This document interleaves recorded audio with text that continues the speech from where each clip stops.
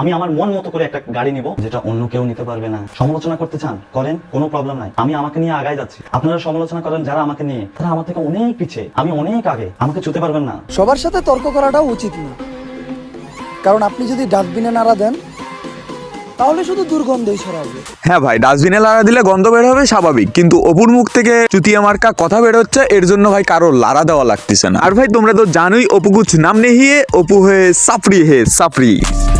हमें छापरी हमें छापरी।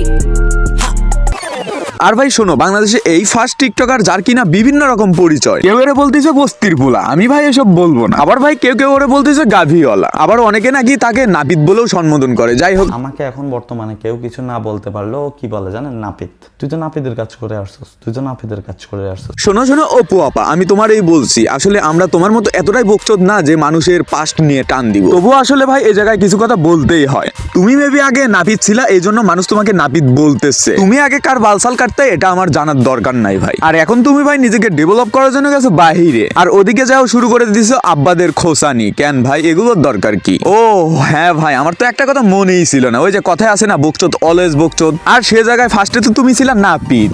নাপিত তো নাপিতের মতোই কথা বলবে, এটাই স্বাভাবিক। মাইন্ড করো না ভাই, এই জায়গায় আবার আমি নাপিতদের শুরু করলাম, বিষয়টা এমন না। রোজি রোজগারের তাগিদে সকল কাজকে আমরা সমান চোখে দেখবো। ইভেন এদের মতো কিছু বালপাকনাদের তো অপমান করতেই হবে। তো অপু ভাই নতুন কার বালমাল কাটার সিদ্ধান্ত নিছো একটু দেখি। আমাকে নাপিত বলা ভদ্র মানুষদেরকে নিয়ে একটা লাইন বলে যাচ্ছে।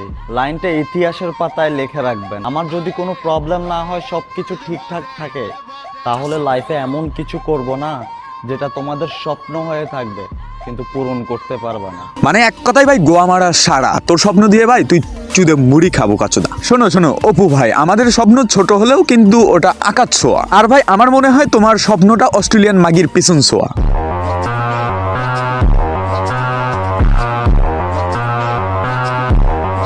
পাইন এতদিন পিঁপড়ার বাসায় ডিল মারছো, এতটুক পর্যন্ত ঠিক ছিল।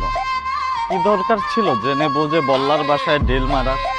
এখন বল্লার কামড় সহ্য করতে পারবা তো? এক্স্যাক্টলি বোকাচোদা, আমি এতদিন আসলে তোরে এইটাই বুঝাইতে চাইছি। ওমরান ফায়ারকে দেখে কি তোর বললা মনে হয় না বোকাচোদা? তোর বিচিতে যদি একটা কামড় দেয় তুই কি সহ্য করতে পারবি? পারবি না ভাই, পারবি না। হুদাই বিচিটা নষ্ট করবি, শেষে দেখা যাচ্ছে অস্ট্রেলিয়ান গাবিটার সাথেও থাকতে পারবি না, আর গাবির আবাদও করতে পারবি না। আর একটা দুইটা গাভি দিয়ে তো খামার দেওয়া যাবে না ভাই, লাগলে বাইরের কান্ট্রি থেকে দুই চারটা গাভি আই না, বড় সড়ো একটা খামার দে, মাছ শেষে বড় বড় দুধ খেতে পারবি। ও না, বড় বড় অ্যামাউন্ট পাবি, ইভেন ভালো বিজনেস চলবে তোর। মানে আমরা তোর দেশের ভাই ব্রাদার না, আমরা তো আর খারাপ বুদ্ধি দিব না, তাই না?